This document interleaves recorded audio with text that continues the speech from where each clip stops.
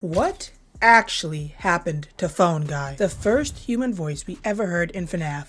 The calm, kinda awkward dude who walked us through our first terrifying nights at Freddy Fazbear's. But then he vanished.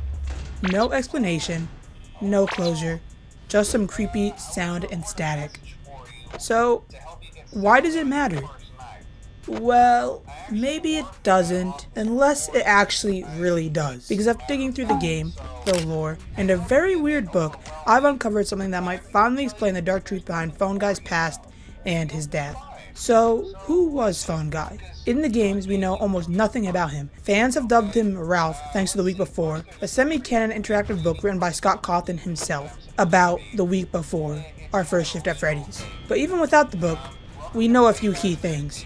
He worked at Freddy's for years, he's far too chill about murderous robots, and most importantly, he's definitely hiding something. Fazbear Entertainment is not responsible for damage to property or person. Upon discovering that damage or death has occurred, a missing person report will be filed within 90 days or as soon as property and premises have been thoroughly cleaned and bleached and the carpets have been replaced. Then he says you're safe. Then he says the animatronics might stuff you in a suit. And then he hangs up, like, sir, what? By night 2 he sounds nervous. Guilty even. Hello. Hey, you're doing great. Most people don't last this long. I mean, you know, they usually move on to other things by now. I'm not implying that they died. That's not what I meant. Anyway, I better not take up too much of your time. Things start getting real tonight. Hey, listen, I had an idea. If you happen to get caught and want to avoid getting stuffed into a Freddy suit, try playing dead. You know, go limp. Then there's a chance that maybe they'll think that you're an empty costume instead. Then again, if they think you're an empty costume, they might try to stuff a metal skeleton into you. I wonder how that would work. Yeah, never mind. Scratch that. It's best just not to get caught. He constantly contradicts himself, and it's his behavior that led many fans to believe Phone Guy might actually be William Afton in disguise. It's a fair theory. Can you blame them? I almost believed it was William, or possibly even Henry. He talks about people mysteriously quitting. He knows exactly how the animatronics work. He also knew that Fazbear was a terrible company to work at, as can be heard in the trailer. Hello.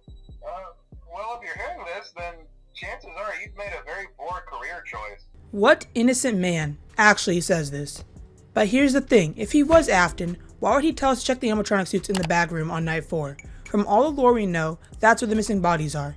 It's even more interesting that he seems slightly suspicious as well.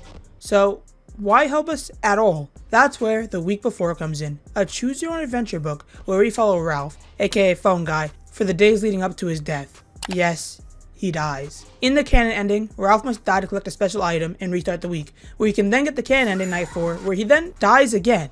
He actually dies quite a few times during this book. Sound familiar? It's basically a purgatory loop, just like William Afton's fate in Ultimate Custom Night. Even stranger, Ralph constantly forgets things. He wants to bring his daughter, Copelia, to Freddy's for the first time, only to later recall she already went, and literally hated the animatronics so much that she cried and vomited, refusing to go back. It's like he's stuck in a fog. He remembers nothing, yet somehow he knows everything. So, what if Ralph was already dead? What if from the moment he starts speaking to us in FNaF 1, he's not a man, but he's a ghost, bound to the phone, repeating the same mistakes, unable to move on? And it gets darker.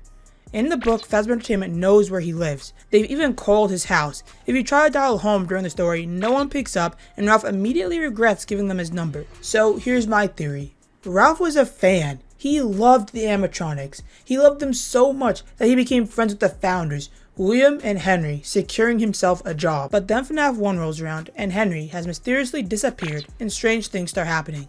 Missing kids, cover-ups, accidents. Ralph can't defend them forever and starts asking questions. But William doesn't like that.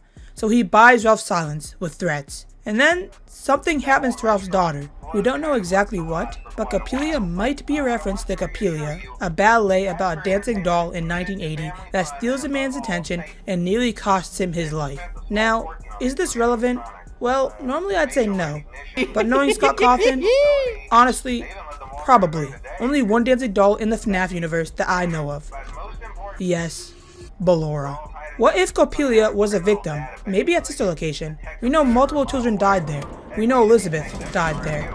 And when Ralph stops cooperating, William leaks where he's hiding, and the animatronics come for him, as they blame him as well for not seeing what was right in front of him this entire time. Now with Henry gone, and Ralph the phone guy gone, Afton can now continue, with no one being suspicious of him at all. Another argument I have for this theory is, if you take a look at Ultimate Custom Night, Phone Guy's actually there as an addable animatronic. We know the Ultimate Custom Night is supposed to be all of William's victims back to eternally torture him, and Phone Guy being there shows he was at least extremely wronged by Afton in some way. So why is Ralph stuck? I don't think it's punishment.